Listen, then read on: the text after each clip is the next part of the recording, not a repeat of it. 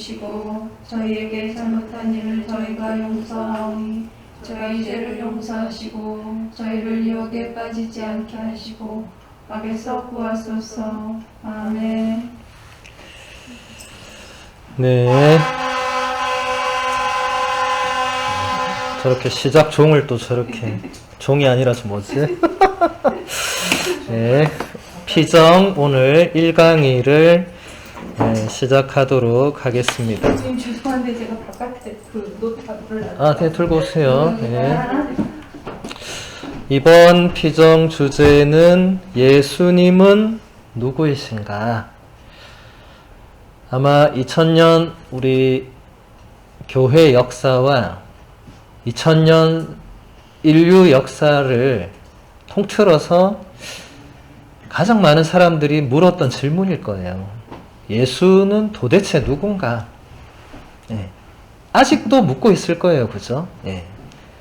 그분은 뭐 하는 사람인가? 그래서 제가 여러분 혹시 카를로 마리아 마르틴이라고 들어본 적 있습니까? 한 번도 못 들어보셨죠?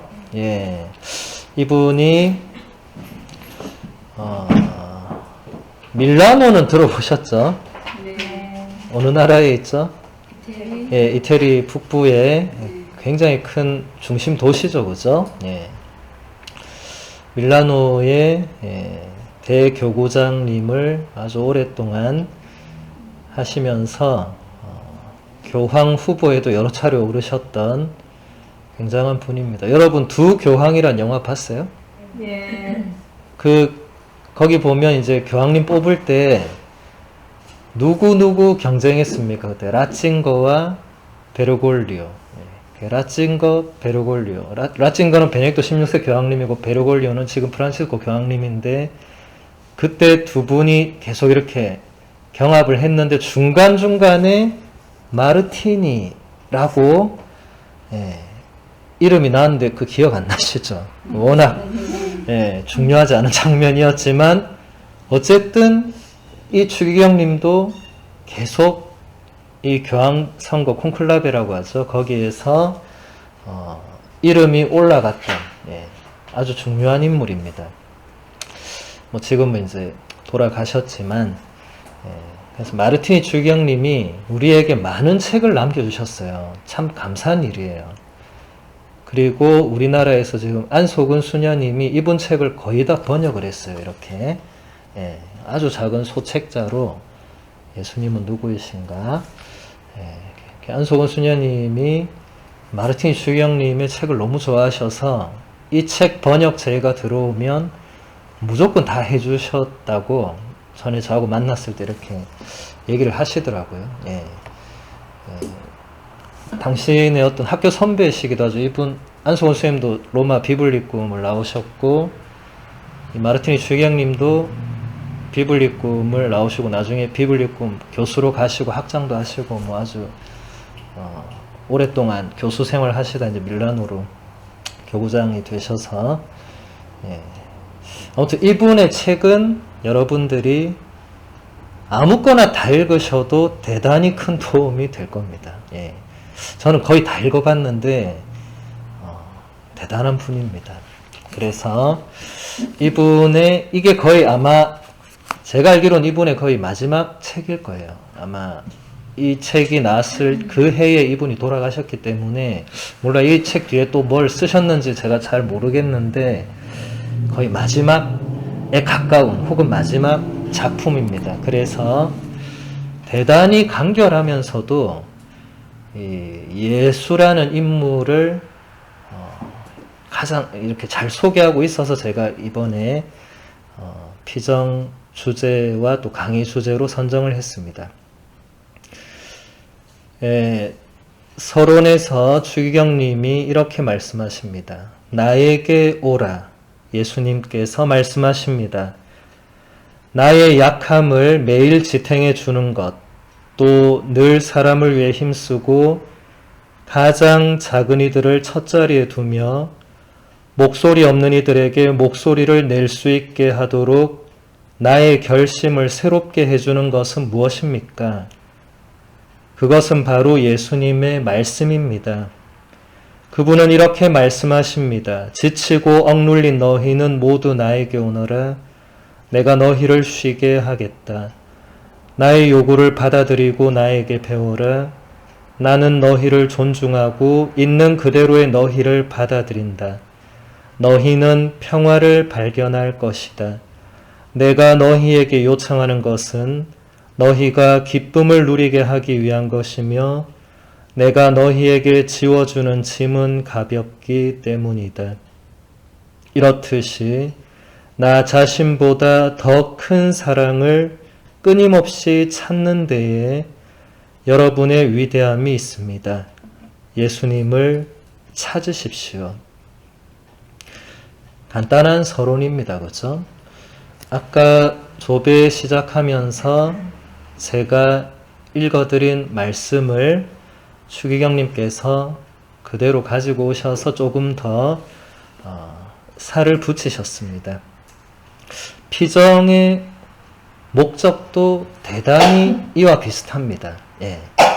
일상생활에 지치고 억눌린 여러분들이 모두 예수님께로 와서 예수님 안에서 쉬고 예수님에게 뭔가를 배우고 그렇게 있는 그대로의 우리를 예수님께서 받아들여 주시면서 우리가 평화를 발견하게 되고 그렇게 해서 우리가 내적인 기쁨을 누리게 되는 게 피정의 가장 큰 목적입니다.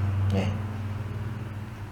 제가 다른 이유로 피정을 하는 건 하나도 없고 지금 추기영님 말씀 안에 제가 지금 피정을 계속 하고 있는 이유가 다 들어가 있어요.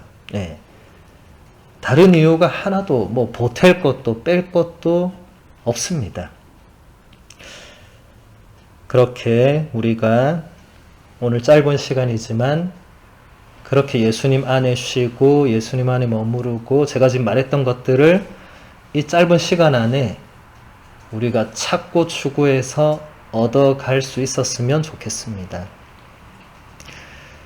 1장 제목은 어둠 속에 있어 본 적이 있습니까? 1장에서 추기경님은 이렇게 얘기하십니다. 어둠을 무서워할 수도 있습니다. 많은 사람이 어둠을 두려워하니 부끄러워할 것도 없습니다. 왜 어둠은 두려움을 느끼게 할까요? 어둠 속에서는 혼란스럽고 어디로 가고 있는지 알 수 없기 때문입니다. 또 주위에 누가 있는지 보이지 않고 홀로 있는 것처럼 느껴지기 때문입니다. 아무도 우리를 도울 수 없는 것처럼 보이기에 두려워합니다. 그러나 요한은 말했습니다. 이 어둠 속에 빛이 비치고 있으며 어둠은 그 빛을 꺼뜨리지 못한다. 시작부터 빛과 어둠으로 추기경님이 우리를 안내하고 있습니다. 지금 여기서 말하는 어둠은 단순히 이 빛이 없는 상태의 어둠 이걸 말하는 게 아니겠죠, 그렇죠? 예. 여러분이 다 최소 한 번 이상 경험해 보셨을 그런 내적인 어두움의 상태, 정말 이 여기서 말하는 그런 불안감, 두려움, 혼란스럽고 내가 어디로 가고 있는지 알 수 없고 주위에 누가 있는지 보이지 않고 홀로 있는 것처럼 느껴지는 그 상태, 그걸 지금 얘기하시는 거고, 그런데 요한복음서 저자가 그런 어둠 속에서도 빛이 비치고 있다. 네. 그리고 어둠은 그 빛을 꺼뜨리지 못한다고 여기서 지금 안손수님 번역을 했고, 원래 요한복음서에 뭐라고 되어 있습니까? 어둠은 그 빛을 알아채지 못한다. 이 단어는 여러 가지 의미가 있습니다. 고대어는 여러 가지 의미가 있고 여러 가지 해석이 가능하고, 영어 번역은 제가 찾아보니까 overcome 이렇게 되어 있어요. 어둠은 빛을 이겨본 적이 없다. 뭐 여러 가지로 번역이 가능한데, 우리가 그런 어둠의 상태에 있을 때라도 빛이 항상 비치고 있었고 우리가 그걸 의식하지 못했을지라도 빛은 비치고 있었고 그 어둠이 아무리 커도 빛을 덮어버리거나 빛이 힘을 못 쓰게 하거나 그렇게 할 수가 없다. 시작부터 굉장히 세게 말씀하시는 거예요. 네. 여러분이 비록 나는 그런 빛을 아직까지 못 만나봤습니다 하더라도 빛이 어둠 속에서 계속 타오르고 있었다는 거죠. 그래서 이 장의 제목은 이렇습니다. 어둠을 이기려면 빛이 얼마만큼 필요할까요? 추기경님은 이렇게 말씀하십니다. 가장 깊은 어둠 속에서 희망을 갖도록 하는 데에는 그 깊은 어둠이 사라지게 하기 위해서는 아주 작은 불꽃 하나로도 스치는 한순간의 빛으로도 충분하다는 것을 우리는 모두 알고 있습니다. 다시 걸을 수 있기 위해서, 주변 사람들을 볼 수 있기 위해서, 사라지고 없어진 것처럼 느껴지던 것을 찾아내기 위해서는 작은 빛 하나로 충분합니다. 그리고 빛은 결코 우연히 있지 않습니다. 어둠 속에서 빛이 비친다는 것은 누군가가 우리를 찾아왔다는 뜻입니다. 예수님에 대해서 말하는데 이보다 더 아름다운 비유는 없을 것입니다.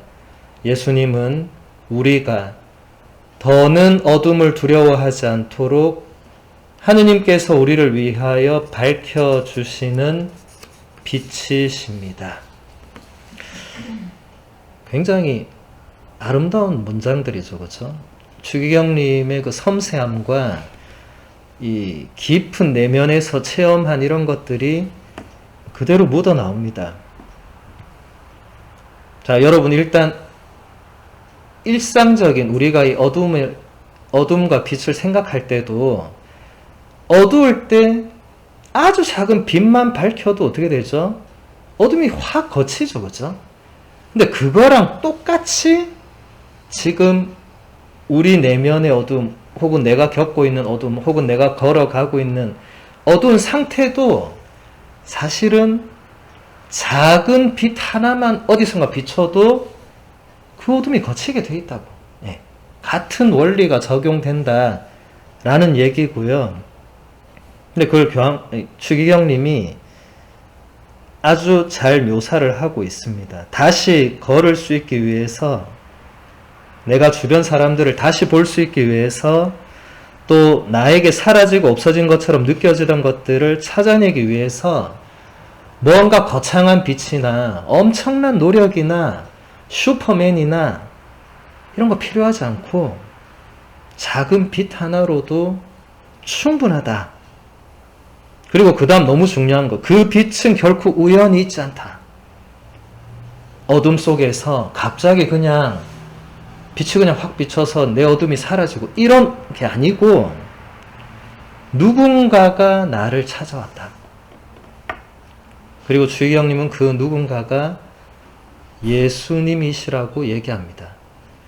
그러니까 그 누군가는 이런 피정일 수도 있고 혹은 어떤 사람일 수도 있지만 근본적으로는 그 어떤 것 혹은 그 누군가를 통해서 빛을 비춰주는 존재는 예수 그리스도이시다. 네. 그러니까 이 피정 제가 이렇게 인도한도 제가 아니고, 네. 제가 그렇게 하는 게 아니고 예수 그리스도께서 뭐 예를 들면 저를 통해서, 뭐 예를 들면 이 피정을 통해서 여러분 안에 있는 혹은 여러분이 겪고 있는 혹은 여러분이 겪고 지나갔던 그런 어두움의 빛을 밝혀주는, 비추어주는 그런 존재이시다. 예수님은 우리가 더 이상 어둠을 두려워하지 않도록 하느님께서 우리를 위해 밝혀주시는 빛이시다. 이 말은 앞으로도 여러분이 살아가면서 어둠을 안 겪는다는 보장이 없습니다. 정말 산전수전 공중전에 무슨 어둠이란 어둠은 다 겪어봤더라도 앞으로 또 뭐가 올지 우리는 솔직히 아무도 몰라요. 예. 그래서 두려워합니다. 아, 또 뭔가 오면 어떡하지? 내가 그토록 그 어둠 속에서 진짜 방황하고 헤매고 힘들었는데 아, 또 오면 어떡하지? 라고 우리가 더 이상 두려워하지 않도록 예수라는 분이 우리 빛으로서 우리를 밝혀주신다고. 굉장한 희망의 메시지입니다. 3장 제목은 여러분의 구유에서 누가 말씀하고 계시는가? 추기경님은 이렇게 얘기하십니다. 우리는 말을 많이 합니다. 집에서도 친구들과도 또 텔레비전에서도 그렇습니다.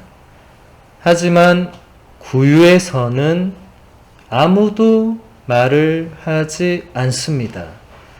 모든 것이 침묵 속에서 이루어집니다. 구유의 침묵 속에서 유일한 말씀은 아기 예수님이십니다. 침묵 속에서 하느님만 말씀하십니다. 구유에 대해서 이렇게 짧고도 정말 감동적인 묵상을 전 처음 봤어요. 자, 일단 우리는 말을 많이 합니다. 대체로 다 동의하실 거예요. 예. 제가 저를 봐도 그렇고 우리가 우리 자신을 봐도 우리 뭐 말 많이 해요. 뭐 말 많이 한 게 꼭 나쁜 건 아니고, 근데 지금 여기서 추기경님이 말씀하고 싶은 것은 구유의 그 예수님. 자, 여러분, 구유는 해마다 우리가 아기 예수님 경배할 때 보셨으니까 구유에서 말하는 사람 아무도 없다고. 놀랍지 않습니까? 여러분, 구유 경배할 때 거기에 계신 인물 중에 말하는 분이 일단 아무도 없어요. 예. 성모님, 뭐 요셉 성인, 목자들, 뭐 동방 박사들, 예. 아무도 말을 안 하고 모든 것이 침묵 속에서 이루어지는데 유일한 말씀은 아기 예수님이다. 근데 아기 예수님도 말은 안 하죠. 근데 왜 유일한 말씀이냐면 그분 자체가 요한복음 1장에서 뭐라고 했죠? 하느님의 영원하신 말씀이 우리 인간 안에 들어오신 이 육화의 사건이 구유로 표현된 거기 때문에 그분만이 유일한 말씀이시다. 침묵 속에서는 하느님만 말씀을 하신다. 그래서 우리가 이 비정의 시작을 짧지만 침묵 속에서 하느님께서 혹은 하느님의 말씀이신 예수님께서 나에게 뭔가 말씀하실 수 있는 시간을 내어드린 것이고, 여러분이 평소에도 그런 시간들을 많이 만들면 참 좋겠죠. 일상이 비록 대단히 바쁘고 이렇겠지만 집에서 잠시라도 홀로 있을 수 있는 시간이 있다면 아기 예수님 상이나 성모님 상이나 십자가 앞에 촛불 하나 밝히고 잠시라도 그냥 침묵 중에 하느님이 말씀하시는 뭔가를 듣는 시간을 가지는 것은 대단히 중요하고 유익하겠죠. 우리는 대부분 그런 시간을 잘 가지지 않는다고 추기경님이 얘기한 게 우리는 말을 많이 한다. 이렇게 표현을 하신 거겠죠. 5장의 제목은 목자들처럼, 구유의 목자들을 말하겠죠. 그죠? 추기경님은 이렇게 말씀하십니다. 셋째 복음서를 쓴 루카는 예수님을 알기 위해서는 목자들처럼 행동하라고 우리를 초대합니다. 캄캄한 밤이었지만 목자들은 태어난 분이 누구이신지 알기 위해서 빛을 향해, 말씀을 향해 걸어갔습니다. 우리도 그렇게 해 봅시다. 예수님을 향해 걸어간다는 것은 어둠 속에서 빛을 향하여 걸어가는 것입니다. 두려움에서 기쁨으로, 더 나은 것을 향하여 나아가는 것입니다. 목자들이 아마 여러분 이때까지 신앙생활 하면서 이 악의 예수님 탄생에서 목자에 대해서 뭐 얘기한 거 들어본 적 거의 없을 거예요. 저도 여기서 처음 봤어요. 예. 목자들이 별로 한 건 없는 것 같았는데 추기경님은 루카복음서 저자가 우리가 목자들처럼 행동하라고 초대하는, 예. 목자들이 뭐 했냐고 보니까 캄캄한 밤에, 지금 계속 어두운 밤 계속 나옵니다. 예. 목자들은 태어나신 분이 누군가를 알기 위해서 빛을 향해서, 말씀을 향해서 걸어갔다. 목자들이 엄청난 일을 한 거예요. 가만히 있을 수도 있었는데, 천사들이 알려줬지만 그냥 무시할 수도 있었는데 그러지 않았고 빛을 향하여 걸어갔다. 말씀을 향하여 걸어갔다. 여러분, 우리가 어둠 속에서 해야 될 일이 뭔가를 지금 주경님 말씀하고 싶은 거죠. 어둠 속에 있을 때, 방황하고 있을 때 뭘 해야 되냐고 묻는다면 빛을 향해서 걸어가십시오. 말씀을 향해서 걸어가십시오. 우리가 인생을 아무리 오래 살아도, 또 신앙생활 오래 해도 항상 바르게 걸어가는 거 쉽지 않아요. 네. 우리는 자주 흔들리고 어떤 목적지를 잃어버리고 방황하고 그럴 때가 사실 더 많습니다. 근데 그럴 때 제일 중요한 것은 일단 목적지를 다시 제대로 설정해야 되는데, 그게 바로 말씀이시다. 그게 바로 빛이다. 네. 비록 어둠 속에 우리가 앉아 있을지라도 빛을 향해서 나아가도록 애를 써야 된다.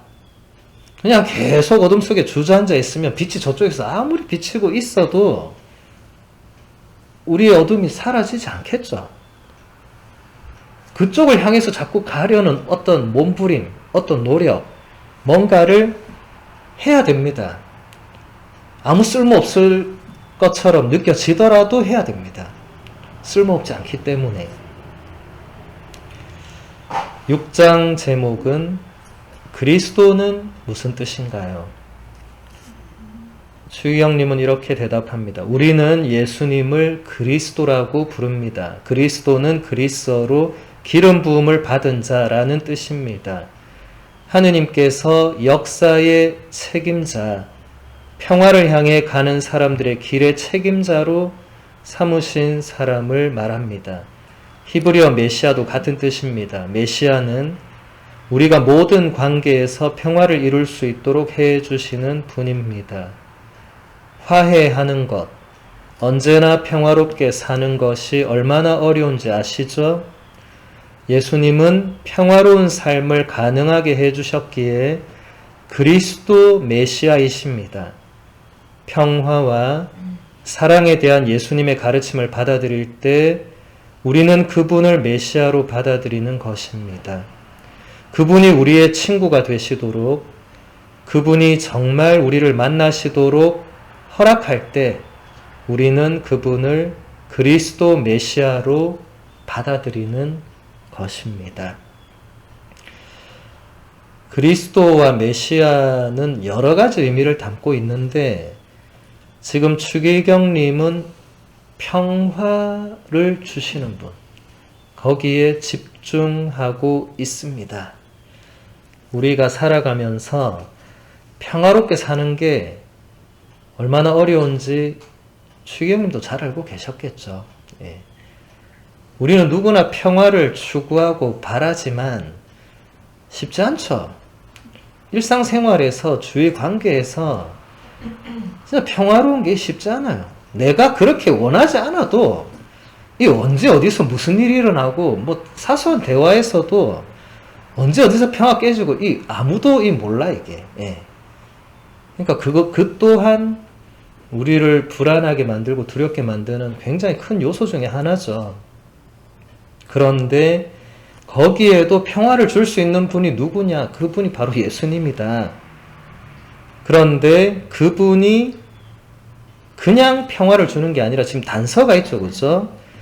평화와 사랑에 대한 예수님의 가르침을 받아들일 때 그분이 우리에게 진짜 평화를 주는 분이 되고 또 그분이 우리의 친구가 되게 할 때 그런 존재가 되고 또 그분이 정말 우리를 만나시게 할 때 그렇게 되는 거다.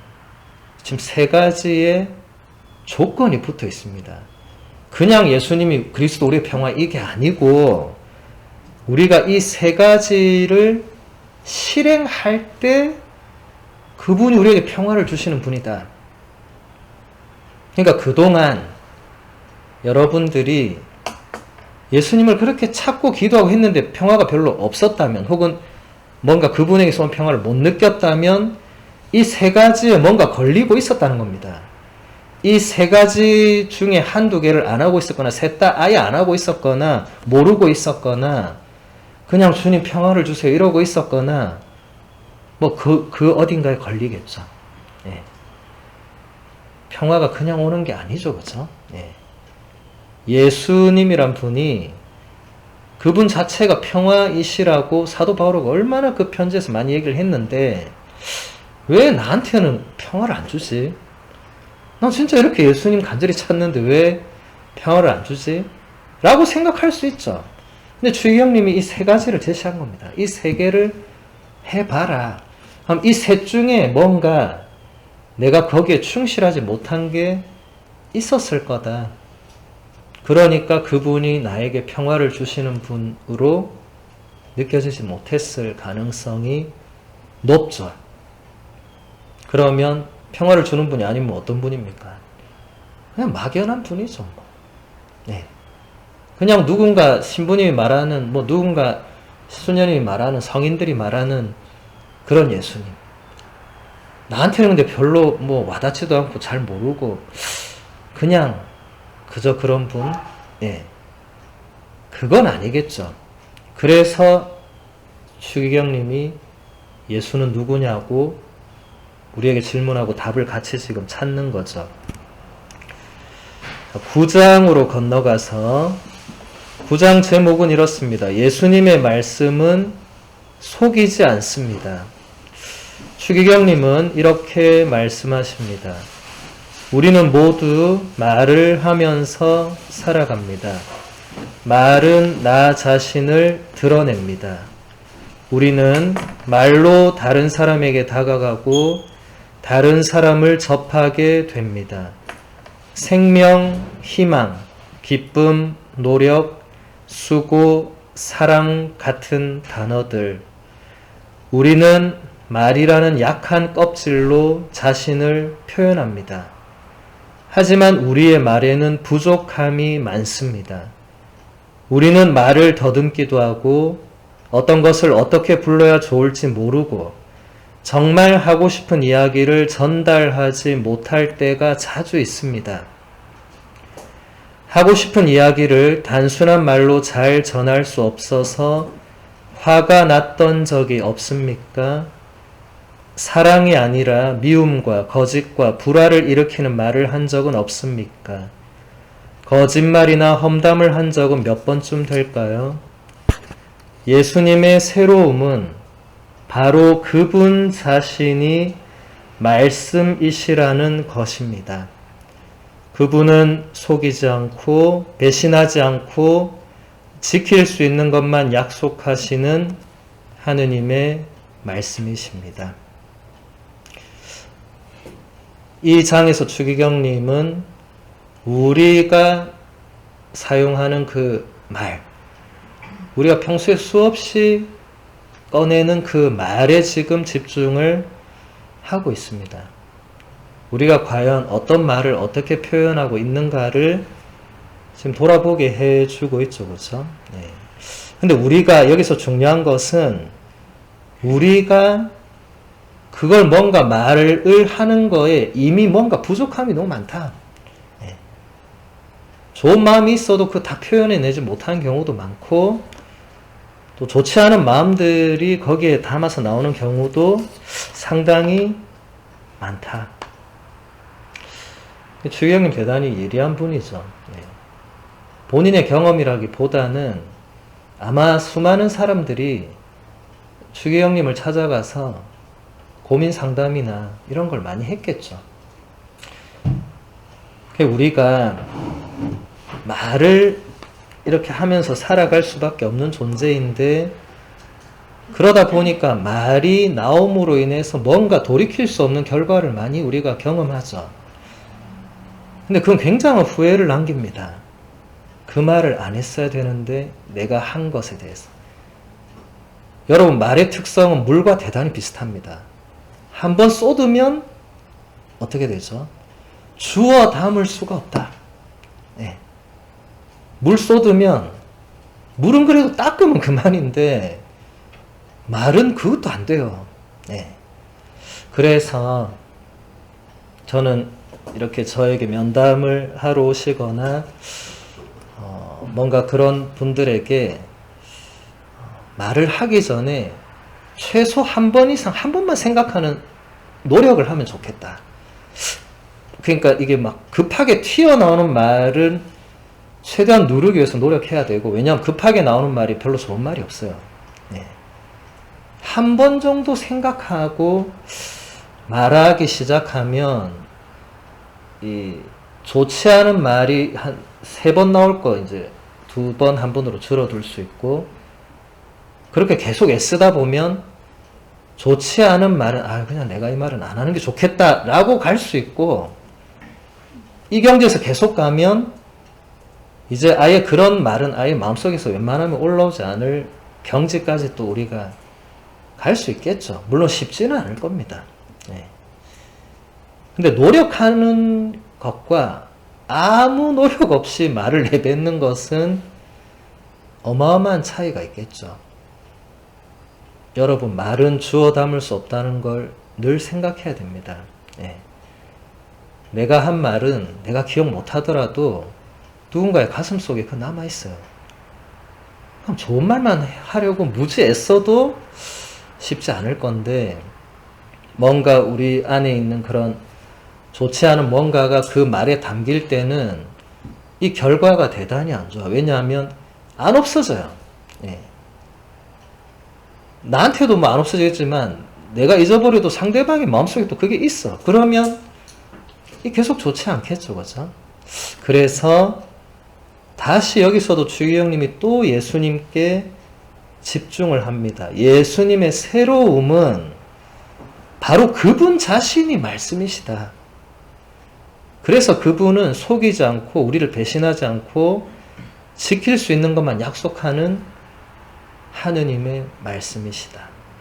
우리는 그렇지 못하지만 그분은 유일하게 그런 존재이시기 때문에 우리가 그분께만은 모든 희망을 걸 수 있고, 우리의 모든 걸 다 열어 보여드릴 수 있고, 또 우리가 나의 약함이나 나의 어떤 부족함으로 내뱉었던 어떤 좋지 않은 말들도 일단 그분께 가져가서 용서를 청하고 나의 변화를 청하고 그렇게 할 수 있다 라는 겁니다.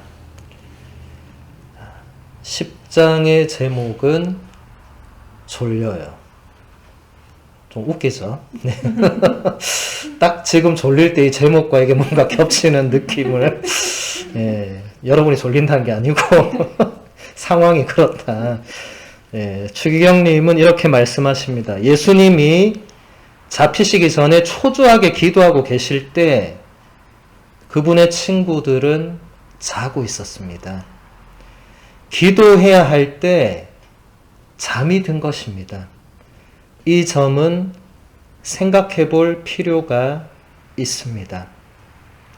복음서에 나오는 잠은 신체의 잠보다 더 깊은 의미를 지닙니다. 그 잠은 더는 하느님을 찾기가 싫고 부담스럽다고 말하는 것입니다. 겉으로는 기도하지만 마음으로는 그 기도 속으로 들어가지 않고 그 기도 속에 함께하지 않는다는 의미입니다. 제자들의 잠은 그들이 예수님을 향하여 꾸준히 걸어가는데 지치고 실증이 났다는 것을 보여줍니다. 우리도 마찬가지입니다. 우리는 지금 지쳤을 수 있습니다. 솔직히 말해서 예수님을 찾는 우리 안에도 잠이 깊이 뿌리 박혀 있다고 해야 할 것입니다. 예수님께서 삶을 변화시키는 말씀이시라면 우리는 그 말씀으로 삶을 변화시킬 수 있어야 합니다. 이 웃기는 제목에서 이런 엄청난 묵상을 끌어내시는 이 추기경이 참 놀랍죠, 그렇죠? 예. 잠의 이 깊은 의미. 예수님이 기도하고 계실 때 제자들은 다 잠들어 버렸죠. 예수님은 피땀을 흘리면서 막 괴로워 계시는데 제자들 곁에 뒀는데, 그래서 곁에 뒀는데 다 자고 있었습니다. 단 한 명도 깨어있지 않았습니다. 그래서 예수님이 뭐라고 했어요? 아직도 자고 있냐고. 그게 복음서에도 나옵니다. 나와 함께 그 한 시간조차 잠시라도 깨어있지 못한단 말이냐고. 예수님 진짜 그 마음에 있는 걸 솔직하게 얘기했어요. 어떻게 너희는 나와 함께 그 잠시를 못 있느냐. 그 말씀 때문에 우리가 성목요일에 밤새워 성체조배를 하는 겁니다. 아직도 자고 있냐. 그 한 말씀에 아이고 우리는 그렇게 안 해야지 하면서 밤새워 그분 곁을 우리가 지키려고 하는 거죠. 그런데 우리 이 성경에서 복음서에서 나오는 그 잠이라는 게 물론 제자들이 실제로 잤던 것을 지금 말하는 것도 있지만 더 내적인 의미로 보면 우리가 신앙생활을 하면서 이제 더 이상 하느님을 찾기가 싫고 이제 그분은 나에게 부담스럽다고 말하거나 생각하는 게 영적으로는 이제 졸리고 잠에 드는 상태다. 우리가 뭐 냉담이라고 표현도 하지만 이게 물론 모든 냉담자가 이렇다고 말하는 건 아니고 우리를 봐야 됩니다. 지금 뭐 딴 사람 보지 말고 겉으로는 기도하지만 마음으로는 그 기도 안으로 들어가지 않고 함께하지 않는 것도 영적인 이 잠의 상태다. 자, 여러분 우리가 기도할 때 항상 그 기도 안에 나의 모든 의식을 담아서 기도합니까? 아니면 입은 계속 기도가 나가는데 나의 내면은 어디 집에 가 있거나 한국에 가 있거나 뭐 어디든지 가 있을 수 있죠. 나의 마음은 우주 끝에도 가 있을 수 있고 남극 가서 펭귄하고 놀 수도 있는 게 우리 마음이죠. 기도하고 있는데도 대단한 능력이죠. 지금 이 부분을 추기경님이 짚어주시고 있고 더 놀라운 것은 제자들의 잠도 그들이 예수님을 향해서 꾸준히 걸어가는데 지치고 실증났다는 거다.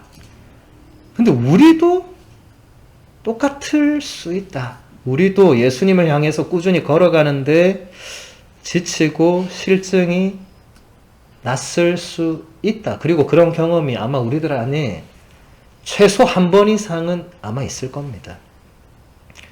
그래서 우리 안에도 그런 영적인 잠이 깊이 뿌리 박혀 있다고 고백하는 편이 오히려 나을 수 있다. 예수님 저는 잔 적이 없습니다. 라고 감히 누가 말할 수 있겠습니까? 사도 바오로 정도 되면 몰라요. 말할 수 있을 것 같기도 하지만 바울은 절대로 자기 편지에 그런 표현을 쓰지 않은 걸로 봐서 누구도 그렇게 쉽게 말하기는 어렵고 예수님께서 정말 내 삶을 변화시켜 주시는 말씀으로 믿는다면 우리도 그에 따르는 뭔가를 추구해야만 되겠죠. 안 그러면 그거는 공허한 이론으로만 남게 됩니다. 지금 내 삶에 예수님이 아무 영향이 없거나 나를 변화시키는 아무 뭔가가 없다면 그건 그분이 문제가 아니라 내가 지금 뭔가 하고 있는 거에 뭔가 문제가 있다. 네. 라는 거겠죠. 11장 제목은 이렇습니다. 예수님은 만만한 친구가 아니십니다. 10장과 좀 이어지는 부분인데 추기경님 이렇게 말씀하십니다. 우리는 누구나 가진 것이 많습니다. 적은 통장이 없다 해도 우리의 재능, 우리가 세운 계획, 우정, 그리고 근본적으로 우리의 자율성, 즉 자신에 대해서 마음대로 하려는 뜻을 가지고 있습니다. 예수님이 우리에게 당신 말씀을 따르라고 하실 때에는 그 모든 것을 요구하십니다. 그것들을 바다에 던져버리기 위해서가 아니라 소중하게 여기기 위해서입니다. 참으로 예수님을 안다는 것은 그분과 함께 그분을 위해서 수고를 한다는 뜻입니다. 예, 우리가 가진 것이 많다.